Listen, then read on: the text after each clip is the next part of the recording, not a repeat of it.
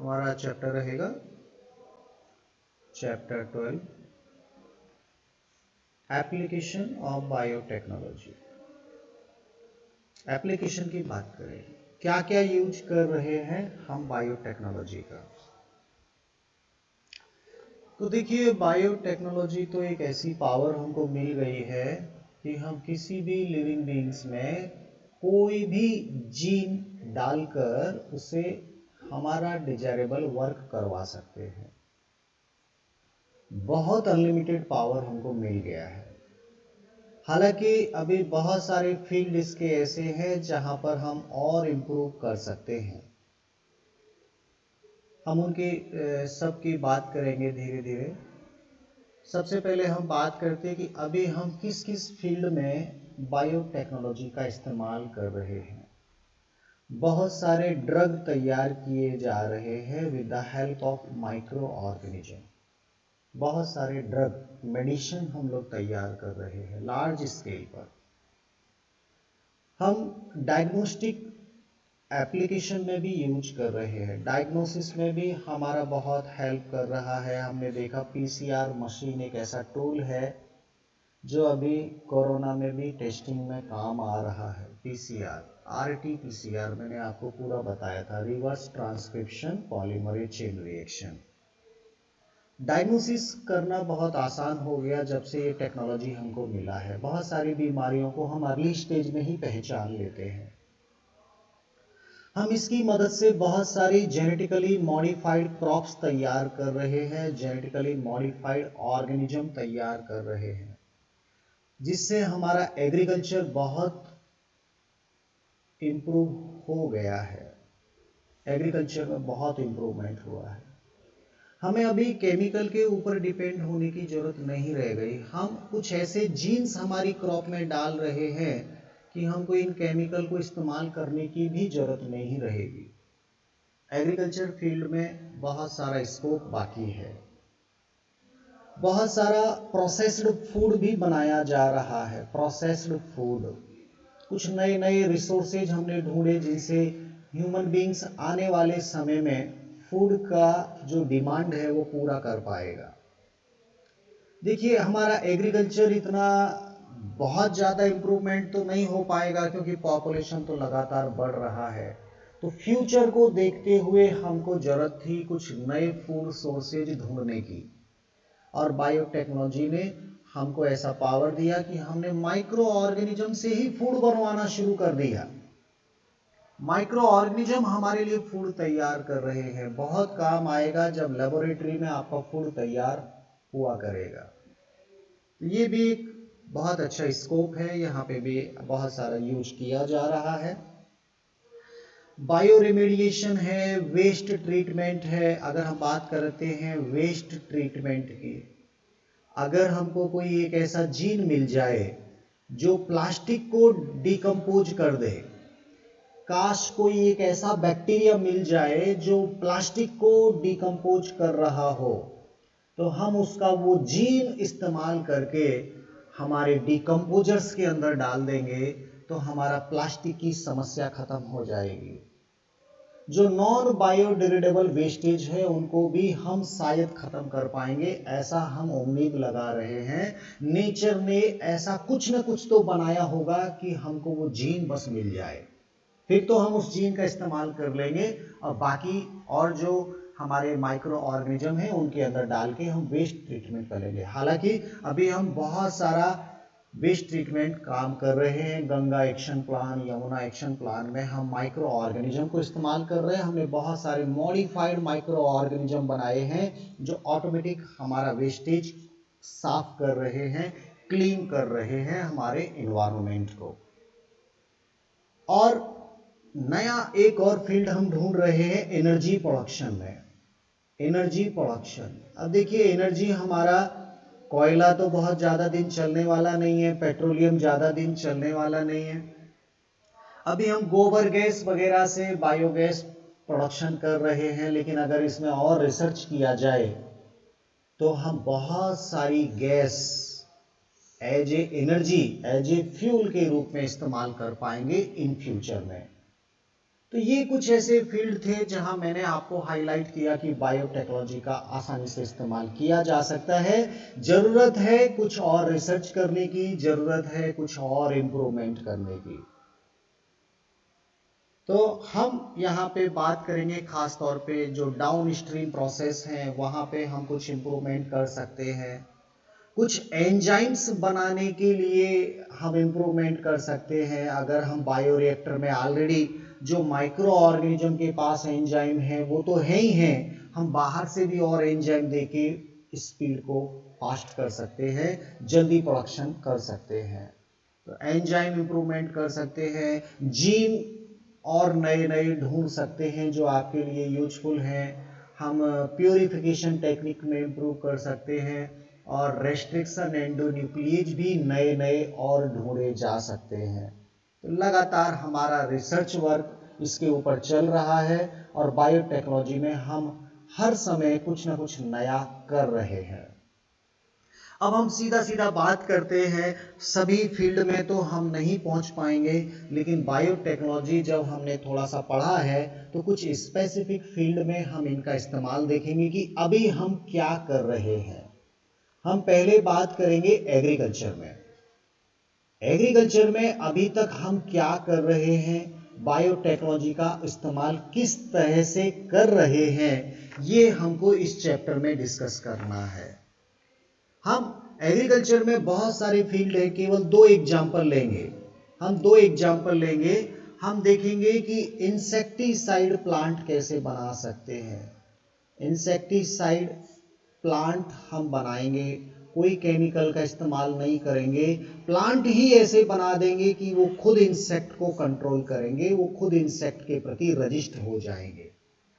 हम दूसरा एक एग्जाम्पल पढ़ेंगे जिसमें पेस्ट रेजिस्टेंट प्लांट बनाएंगे। पेस्ट रेजिस्टेंट प्लांट, ये पेस्ट क्या होता है और इंसेक्ट क्या होता है ये भी थोड़ा सा जानिए।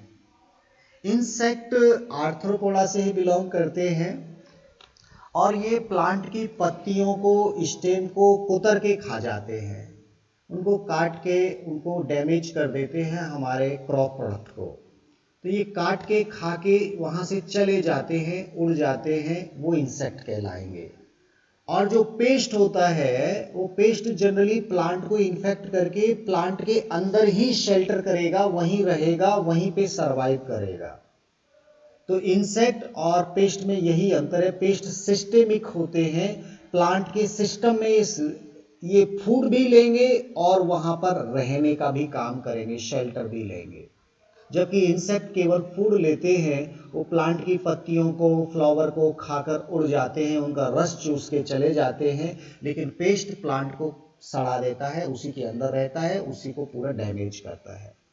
तो ये दोनों को हमने बायोटेक्नोलॉजी से कैसे कंट्रोल किया, क्योंकि हमारा एग्रीकल्चर में सबसे ज्यादा नुकसान इन्हीं दो चीजों से होता है, इंसेक्ट से और पेस्ट से। तो इनको अभी तक हम क्या क्या किए हैं with the help of biotechnology, वो सब डिस्कशन यहाँ पे हम लोग करेंगे। इसके बाद हम बात करेंगे इस चैप्टर में एक दूसरा फील्ड है जिसे हम बोलते हैं मेडिसिन। अभी तक हम मेडिसिन के लिए बायोटेक्नोलॉजी का किस तरह से इस्तेमाल कर रहे हैं। हम यहाँ पर बात करेंगे इंसुलिन कैसे बनाएंगे with the help of micro organism. Insulin जो डायबिटीज में काम आती है, इंसुलिन कैसे बना सकते हैं।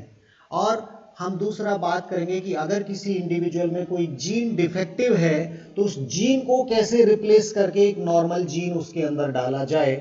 हम बात करेंगे जीन थेरेपी की। ये मेडिकल के फील्ड है जिनमें अभी हम काम कर रहे हैं, फ्यूचर की बात नहीं कर रहे, आज ही काम कर रहे हैं। और तीसरा हम बात करेंगे डायग्नोसिस की। डायग्नोसिस में बायोटेक्नोलॉजी किस तरह इस्तेमाल हो रही है, कैसे हम बीमारियों को जल्दी पहचान ले रहे हैं और हमारा एक इलाज करना बहुत आसान हो जाता है। तो ये हमारे दो फील्ड हुए। तीसरा फील्ड हम यहाँ इस चैप्टर में बात करेंगे, उसको हम सी बात करेंगे। तीसरा फील्ड होगा ट्रांसजेनिक एनिमल। हम बात करेंगे यहाँ पे नंबर थर्ड जो आपका फील्ड है जो अभी तक हम काम कर रहे हैं वो है ट्रांसजेनिक एनिमल तैयार करना। ट्रांसजेनिक एनिमल ये क्या चीज है आप पहली बार पढ़ रहे हैं। एक्चुअली हम कुछ ऐसे एनिमल के मॉडल बना रहे हैं जिनके अंदर हमारे डिजायरेबल जीन जैसा हम चाहते थे ऐसा उनके अंदर फिट किया गया है, ताकि इन एनिमल को हम रिसर्च के लिए इस्तेमाल कर सकें और इनसे कुछ अच्छे अच्छे प्रोडक्ट भी हम तैयार कर सकें। बहुत सारे ट्रांसजेनिक एनिमल हमने बनाए हैं, कुछ चूहे बनाए हैं, कुछ गाय भैंस भी बनाए हैं। हमने एक गाय बनाई है जो बहुत अच्छा मिल्क प्रोड्यूस करती है, जैसा हम चाहते थे ऐसा मिल्क में क्वालिटी होता है। तो ये एक अलग फील्ड है, हमको समझना पड़ेगा कि अभी तक हम क्या क्या कर रहे हैं। ये पहला फील्ड है, एग्रीकल्चर में हम क्या कर चुके हैं, मेडिसिन में हम क्या कर चुके हैं, ट्रांसजेनिक एनिमल हमने कौन कौन से अभी तक बना लिए, वो ट्रांसजेनिक एनिमल के क्या यूज हैं हमारे लिए, इनके बारे में हम बात करेंगे, ठीक है। और लास्ट में हम बात करेंगे कि क्या हम बायोटेक्नोलॉजी का आज जिस ढंग से इस्तेमाल कर रहे हैं कहीं इसका दुरुपयोग तो नहीं कर रहे। हम कुछ ऐसे इश्यूज की बात करेंगे कि अगर इन पूरे एक्सपेरिमेंट में, पूरे प्रैक्टिकल में, पूरे प्रैक्टिस में अगर हमने इसको ऐसे ही मॉडिफाइड करते गए तो क्या नेचर नहीं बदल जाएगी, क्या प्रकृति नहीं बदल जाएगी। वो माइक्रो ऑर्गेनिज्म जो पहले कुछ और काम कर रहा था हमने हमारे लिए उसको चेंज कर दिया, क्या नेचर के ऊपर इसका प्रभाव नहीं पड़ेगा। अगर आप काऊ अपने हिसाब से बनाना शुरू कर दिए तो नेचुरल काऊ जो है उसकी तो स्पीसीज ही विलुप्त हो जाएगी। हम ऐसे ही कुछ इश्यूज पे बात करेंगे कि क्या किस हद तक हमारे बायोटेक्नोलॉजी के एक्सपेरिमेंट सही हैं और हमको कब ये रोक देना चाहिए, हमको ऐसे एक्सपेरिमेंट नहीं करना चाहिए जिससे हमारी नेचर का एक जो नेचुरल फ्लो है वो प्रभावित हो जाए। कुछ ऐसे ही इश्यूज की हम बात करेंगे, कुछ एथिकल इश्यूज हैं और इनको समझना, इनके ऊपर नियंत्रण रखना बहुत जरूरी है। कुछ और भी इश्यूज हैं जैसे आपका बायोपायरेसी आएगा।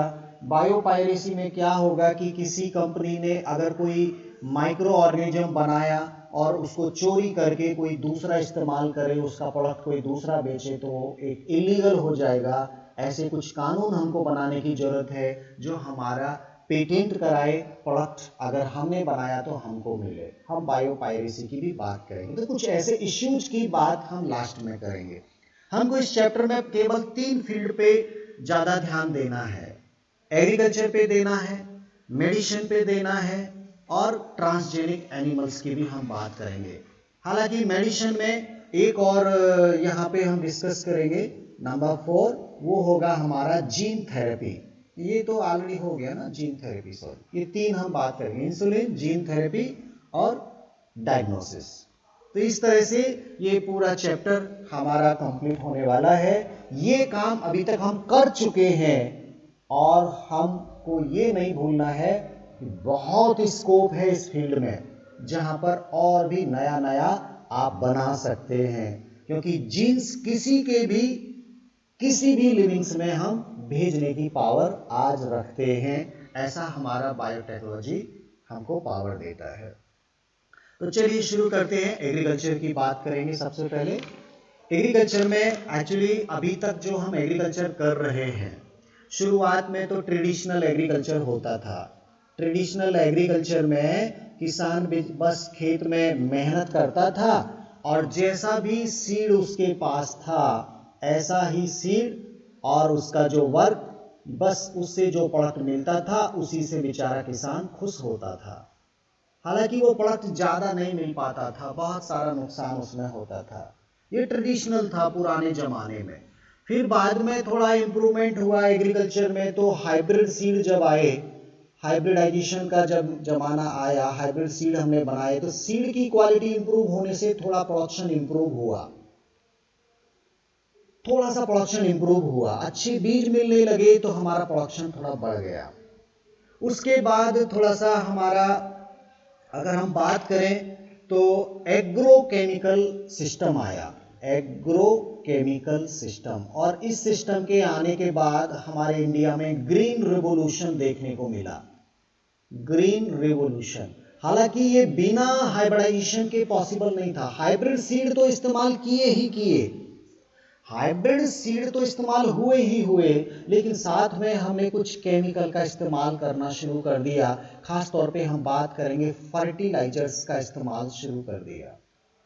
हमने कुछ इंसेक्टिसाइड का इस्तेमाल करना शुरू कर दिया, हमने कुछ और पेस्टिसाइड का इस्तेमाल किया। बहुत सारे केमिकल का इस्तेमाल हम जब एग्रीकल्चर में करना शुरू कर दिए तो बहुत प्रोडक्शन में इंप्रूवमेंट हुआ, ग्रीन रेवोल्यूशन हुआ, हाइब्रिड बीज इस्तेमाल हुए, हमारा उत्पादन तो कई गुना बढ़ गया। लेकिन ये एक्सेसिव यूज ऑफ केमिकल ने हमको एक प्रॉब्लम क्रिएट कर दिया, वो इन्वायरमेंटल प्रॉब्लम है। और बहुत सारे केमिकल हमने इन्वायरमेंट के अंदर रिलीज कर दिए और डिफरेंट काइंड ऑफ पॉल्यूशन हमारे सामने आ गया। कुछ केमिकल लिविंग सिस्टम के अंदर पाए जाने लगे और हमने इकोलॉजी में पढ़ा था क्लास 10th में, बायोमैग्निफिकेशन जैसी समस्या भी हमारे सामने आ गई। बायोमैग्निफिकेशन और केमिकल का जब इस्तेमाल करते हैं तो हमारे खेत का जो इकोसिस्टम है उसमें नियम ये बोलता है कि केवल हार्मफुल इंसेक्ट को किल होना चाहिए, यूजफुल को सरवाइव करते रहना चाहिए। लेकिन अगर आप केमिकल जब डालते हैं तो हार्मफुल भी खत्म होते हैं, यूजफुल भी खत्म होते हैं और आपका जो सॉइल की क्वालिटी है, फर्टिलिटी है, वो खराब हो जाती है। अभी ये सिस्टम हमारा पुराना हो गया, एग्रोकेमिकल वाला सिस्टम। ये बहुत डेंजरस था एनवायरनमेंट के लिए। हमारा प्रोडक्शन बढ़ रहा है, हमको तो फायदा कर रहा है, लेकिन ओवरऑल कहीं ना कहीं ये तरीका अच्छा नहीं था। हमको जब इन केमिकल का दुष्परिणाम सामने दिखाई देना शुरू हो गया, कैंसर जैसी बीमारियां बहुत जनरल होने लगी, तो हमारे दिमाग में आया विदाउट केमिकल अगर फार्मिंग किया जाए, विदाउट केमिकल अगर फार्मिंग किया जाए तो फूड जो आपका है वो टेस्टी होगा, लेकिन वो उसका प्रोडक्शन थोड़ा कम हो जाएगा। अगर आप केमिकल इस्तेमाल नहीं करेंगे तो प्रोडक्शन आपका कम हो जाएगा। खाना तो अच्छा है, अच्छा क्वालिटी रहेगा, बिना कोई केमिकल का है तो इन्वायरमेंट को भी नुकसान नहीं होगा, लेकिन प्रोडक्शन आपका थोड़ा कम हो जाएगा। इस तरीके को बोलते हैं ऑर्गेनिक फार्मिंग। ऑर्गेनिक फार्मिंग, आपको याद होगा सिक्किम वो पहला स्टेट है जहां 100% ऑर्गेनिक फार्मिंग किया जाता है। यहां पर कोई भी केमिकल का इस्तेमाल नहीं होता, नो यूज ऑफ केमिकल। यहां पर जो कुछ भी है वो ऑर्गेनिक मटेरियल ही इस्तेमाल होगा। देसी खाद डालेंगे, देसी नीम की पत्तियों से कीड़ों को कंट्रोल करने का काम करेंगे। ऐसा ऑर्गेनिक फार्मिंग में किया जाता है। खाद के रूप में वहां बायो फर्टिलाइजर यूज किए जाएंगे। बायो फर्टिलाइजर मैंने आपको बताया था, कुछ माइक्रो ऑर्गेनिज्म के पाउडर हम देसी खाद में मिला के खेतों में डालेंगे, वो ऑर्गेनिक फार्मिंग होता है। हालांकि फूड का क्वालिटी बहुत अच्छा है लेकिन प्रोडक्शन कम है, पॉपुलेशन बढ़ रही है, ऐसे काम नहीं चलने वाला। हमको चेंज होना पड़ा बायोटेक्नोलॉजी की तरफ।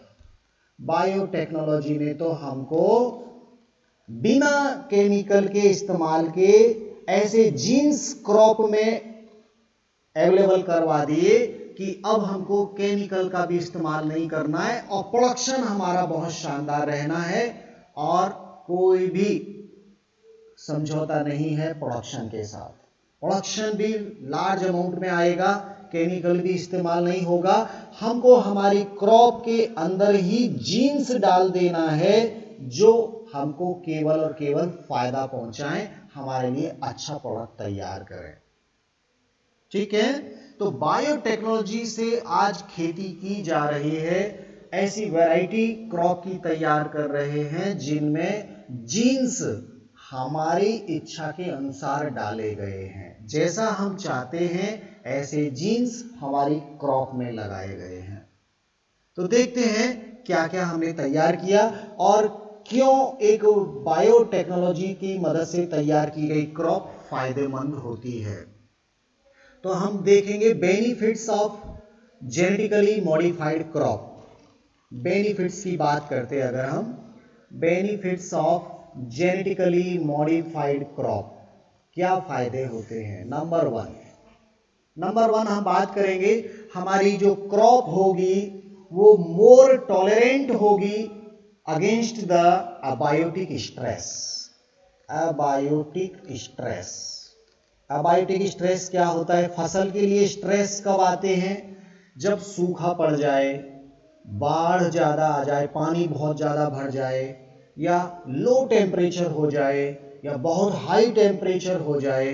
तो ये टेम्परेचर, वाटर, हाँ, और ये जो इस तरह के स्ट्रेस आते हैं, सॉल्ट, हीट, जो भी है, ये अबायोटिक स्ट्रेस को हमारी जेनेटिकली मॉडिफाइड क्रॉप ज़्यादा अच्छे ढंग से सहन कर सकती है, टॉलरेट कर सकती है। एक नॉर्मल क्रॉप की बजाय जेनेटिकली मॉडिफाइड क्रॉप में अबायोटिक स्ट्रेस को सहन करने की पावर ज्यादा होती है, क्योंकि हमने वो जीन उनके अंदर डाले जो इन चीज को सहन कर सकें। एक तो ये फायदा हो जाएगा। दूसरा, हमको कोई भी केमिकल के ऊपर डिपेंड नहीं होना पड़ेगा।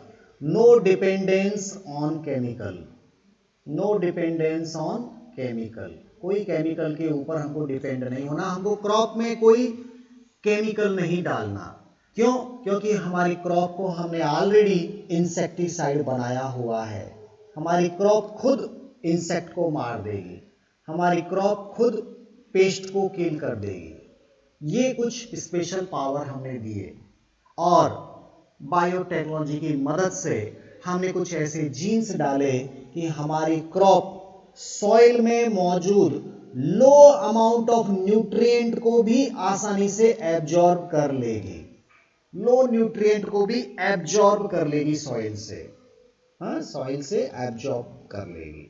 तो ये पावर भी हमको बढ़ाना है, ताकि हमारी सॉइल में हमको बार बार खाद डालने की जरूरत नहीं रहेगी, और थोड़ा भी अगर न्यूट्रिएंट रहेगा उसी से हमारा प्लांट आसानी से ग्रोथ करेगा और हमको प्रोडक्शन देगा। एब्जॉर्प्शन पावर बढ़ा देंगे हम सॉइल में से मिनरल्स को एब्जॉर्ब करने की। इसके अलावा हम कुछ ऐसे जीन्स डालेंगे जिससे न्यूट्रिशनल वैल्यू इंप्रूव हो जाएगी। न्यूट्रिशनल वैल्यू, जैसे मान लीजिए गाजर आप तैयार कर रहे हैं, अगर वो जेनेटिकली मॉडिफाइड कैरेट है तो उसके अंदर विटामिन ए बहुत इनरिच पाया जाएगा। हमने उसमें ऐसे जीन डाले जो विटामिन ए ज्यादा बनाते हैं। इवन हमने कुछ क्रॉप में से विटामिन ए बनाने वाले जीन्स को ऐसी क्रॉप में भी डाल दिया जो नॉर्मली विटामिन नहीं बनाती। जैसे चावल, पहले राइस में क्या होता था? केवल कार्बोहाइड्रेट था, केवल कार्बोहाइड्रेट था। आज के चावल में आयरन हमने डाल दिया, आज के चावल में हमने विटामिन्स डाल दिए। अब जो जेनेटिकली मॉडिफाइड राइस अभी आ रहा है उसमें कार्बोहाइड्रेट तो मिलेगा ही मिलेगा, आप उसमें आयरन और विटामिन का बेनिफिट भी ले पाएंगे। तो इस तरह से न्यूट्रिशनल वैल्यू को भी हम लगातार इंप्रूव करते जा रहे हैं हमारी क्रॉप के अंदर। चलिए ऐसा ही कुछ एग्जाम्पल लेते हैं। हम सबसे पहले बात करेंगे कि आखिर हमने क्रॉप बनाई थी बीटी कॉटन, उस क्रॉप का नाम है बीटी कॉटन। अब हम एग्जाम्पल बात कर रहे हैं स्पेसिफिक बीटी कॉटन। ये बीटी कॉटन एक जेनेटिकली मॉडिफाइड कॉटन का क्रॉप है, एक वैरायटी है। इस कॉटन प्लांट के अंदर हमने कुछ डिजायरेबल जीन्स डाले हुए हैं, और वो जीन्स हमको मिले हैं बैसिलस थुरिंगाइंसिस नाम के बैक्टीरिया से। बैसिलस थुरिंगाइंसिस, ध्यान देना, ये बैक्टीरिया पहले भी मैंने बताया था जब हम बायो कंट्रोल एजेंट की बात कर रहे थे। बैसिलस थुरिंगाइंसिस बैक्टीरिया, ये बैक्टीरिया अपने अंदर एक क्रिस्टल प्रोटीन बनाता है, एक प्रोटीन बनाता है क्रिस्टल फॉर्म में, जो कि टॉक्सिक हो सकता है कुछ इंसेक्ट के लिए। हाँ, क्या बनाता है? प्रोटीन बनाता है। एक्चुअली इस बैक्टीरिया में एक प्रोटीन बनाने वाला जीन होता है। ये इसका जो डीएनए है, इसमें एक जीन होता है जो एक प्रोटीन बनाता है, और वो प्रोटीन काफी टॉक्सिक होता है। इस प्रोटीन का नाम हमने दिया CRY प्रोटीन, क्राई प्रोटीन। और क्राई प्रोटीन जिस जीन के द्वारा बनाई जाती है उस जीन को हम बोलते हैं क्राइजीन। ध्यान देना, सिंपल। क्राइजीन कहां मिलता है? ओरिजिनल सोर्स क्या है क्राइजीन का? वो है बैसिलस थुरिंगाइंसिस नाम का बैक्टीरिया। ध्यान देना, ये बैक्टीरिया है। और ये जो क्राइजीन से प्रोटीन बनती है वो क्राई प्रोटीन है, जो कि टॉक्सिक होती है, जहरीली होती है। अगर ये जहरीली प्रोटीन है और बैक्टीरिया खुद इस प्रोटीन को बना रहा है, तो ये प्रोटीन इस बैक्टीरिया को क्यों नहीं मारती? ये सवाल आता है दिमाग में। एक्चुअली ये जो प्रोटीन होती है वो इनएक्टिव फॉर्म में होती है, इनएक्टिव फॉर्म में। ये इस बैक्टीरिया को कोई नुकसान नहीं करती। लेकिन इस प्रोटीन को अगर एल्केलाइन मीडियम मिल जाए, एल्केलाइन अगर मीडियम इसको मिल जाए, जो मिलता है गट में, हाँ, एल्केलाइन मीडियम अगर इसको मिल जाए तो ये थोड़ा सा इसका स्ट्रक्चर चेंज होता है और ये टॉक्सिक हो जाती है, जहरीली हो जाती है, जो सेल को डैमेज करना शुरू कर देती है। जो जहां कहीं भी जाएगी, जिस सेल में भी ये टॉक्सिक प्रोटीन जाएगी, उस सेल को ये डैमेज करेगी। एक तरह से पॉइजन है, एक तरह से जहर है। तो क्या होता है, हमने क्या किया, एक कॉटन का सेल लिया, हमने यहां टिश्यू कल्चर का इस्तेमाल किया, टिश्यू कल्चर टेक्निक का। ये टेक्निक एक पिछला चैप्टर था उसमें चला गया है, हालांकि इस बार आपका वो सिलेबस में नहीं था, हटा दिया था, लेकिन टिश्यू कल्चर आपको आना चाहिए। टिश्यू कल्चर में क्या करते, प्लांट की नॉर्मल कोई भी सोमेटिक सेल, कोई भी बॉडी की सेल, चाहे उसकी रूट की सेल हो या लीफ की सेल हो या स्टेम की सेल हो, एक लिविंग सेल को अगर आप कल्चर मीडियम के ऊपर डेवलप करते हैं, एक सिंगल सेल को जब आप डेवलप करते हैं, तो सेल से पूरा का पूरा एक प्लांट तैयार किया जा सकता है लेबोरेटरी के अंदर। और हर एक डिप्लॉयड सेल एक पूरा कंप्लीट डिप्लॉयड प्लांट बना देगा, और ये टेक्निक कहलाता है टिश्यू कल्चर। ठीक है, हमने क्या किया, एक ऐसे ही कॉटन के प्लांट की एक सेल लिया। सबसे पहले सेल के पास ये सेल वॉल होगा, हमने सेल वॉल को डिसॉल्व किया सेलुलेज एंजाइम से। अब बिना सेल वॉल का जो प्लांट सेल होता है, without cell wall, without cell wall plant cell जो होता है, उसको हम बोलते हैं प्रोटोप्लास्ट। उसको क्या बोलते हैं? प्रोटोप्लास्ट। ठीक है, हमने क्या किया कि जो बैसिलस थुरिंगाइंसिस का जो जीन था क्राइजीन, उस क्राइजीन को हमने इस सेल के अंदर अटैच कर दिया, ड्रॉप कर दिया with the help of vector. Help of vector हमने यूज किया और इसके डीएनए के साथ उसको जोड़ दिया। पहले हमको सेल वॉल हटाना पड़ा, तभी वो जीन एक डीएनए अंदर जा पाएगा और वो इसके साथ जुड़ा। अब इस सेल को आपको कल्चर करके एक पूरे प्लांट में तैयार करना है। इस पूरे प्लांट की हर सेल में आपका वो जीन मौजूद है, और जब इसमें नए फ्रूट बनेंगे, नए सीड बनेंगे, तो वो सीड भी कैसे होंगे? वो सीड भी आपके रिकॉम्बिनेंट ही होंगे। तो इस तरह से हमने एक नई वैरायटी ऑफ कॉटन तैयार किया, जिस कॉटन को नाम दिया बीटी कॉटन। बीटी नाम क्यों पड़ा? क्योंकि ये बैसिलस थुरिंगाइंसिस के जीन्स वाली कॉटन है, इसलिए इस कॉटन को नाम दिया बीटी कॉटन। इस बीटी कॉटन की हर सेल में क्राइजीन क्राई प्रोटीन बनाता है। इस प्लांट की हर सेल में क्राइजीन ने क्राई प्रोटीन बनाया हुआ है, और ये क्राई प्रोटीन बहुत ही हाईली स्पेसिफिक होती हैं। ये हर टारगेट को नहीं किल कर सकती, केवल कुछ पर्टिकुलर इंसेक्ट होते हैं, केवल उनको ही नुकसान पहुंचाती हैं। अगर इस पूरे प्लांट को कोई आपका कैटल, कोई गाय भैंस बकरी खा जाएगी तो क्या वो मर जाएगी उस टॉक्सिक प्रोटीन के कारण? आंसर आएगा नो, उसके ऊपर कोई असर नहीं होगा। ये जो टॉक्सिक प्रोटीन बनाई गई हैं, ये केवल स्पेसिफिक इंसेक्ट के गट के एल्केलाइन मीडियम में पहुंचने के बाद एक्टिव हो पाएंगी और उसी को केवल नुकसान करेंगी। हर कोई बाकी लिविंग्स इससे नुकसान में नहीं जाएगा। ऐसा हमारे साइंटिस्ट पूरा रिसर्च करके ही ये वैरायटी तैयार किए हैं। ठीक है, तो यहां पर हमको क्राई जीन का बहुत सारा वेरिएशन दिखाई दिया। जो क्राई जीन था इसकी बहुत सारी वेरिएशन थी जो अलग अलग इंसेक्ट को टारगेट कर रही थी। जैसे हम बात करेंगे, एक क्राई जीन का नाम है cry first AC. Cry first AC, ये जो जीन है क्राई फर्स्ट एसी, और ऐसा ही एक जीन और है cry second A B. Cry second A B, ये जो फर्स्ट ए बी है ये कॉटन के वॉल वर्म को कंट्रोल करता है। ये दोनों के दोनों जो हैं ये कंट्रोल करते हैं कॉटन वॉल वर्म को।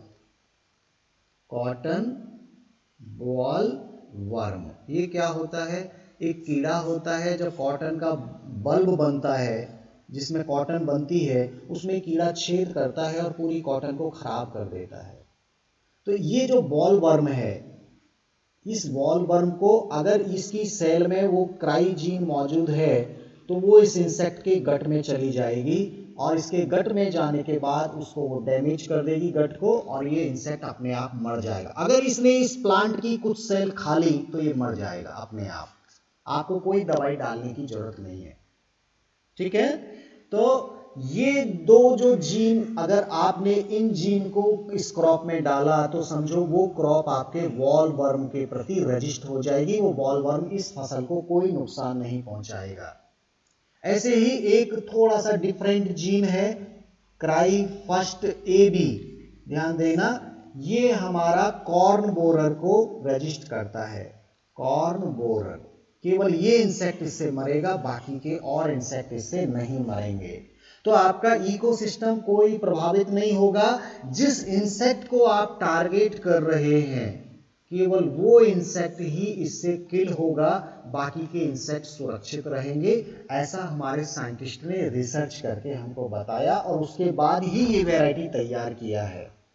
हालांकि आज भी कई देशों में विवाद का विषय बना हुआ है, क्या बीटी कॉटन या बीटी ब्रिंजल ह्यूमन बींग्स की हेल्थ के लिए सुरक्षित है या नहीं है। हमारा इंडिया कॉटन, बीटी कॉटन को अप्रूव कर चुका है और बीटी ब्रिंजल को भी अप्रूव कर चुका है। हमारे किसान आज इन वैरायटी को इस्तेमाल कर रहे हैं। ये वैरायटी हमने तैयार किया हुआ है। तो इस तरह से बैसिलस thuringiensis के जीन्स को यूज करके हमने हमारी क्रॉप में डाला और हमारी क्रॉप में अब अलग से कोई इंसेक्टिसाइड डालने की भी जरूरत नहीं है और हमारे यूजफुल इंसेक्ट भी, उनको कोई खतरा नहीं है।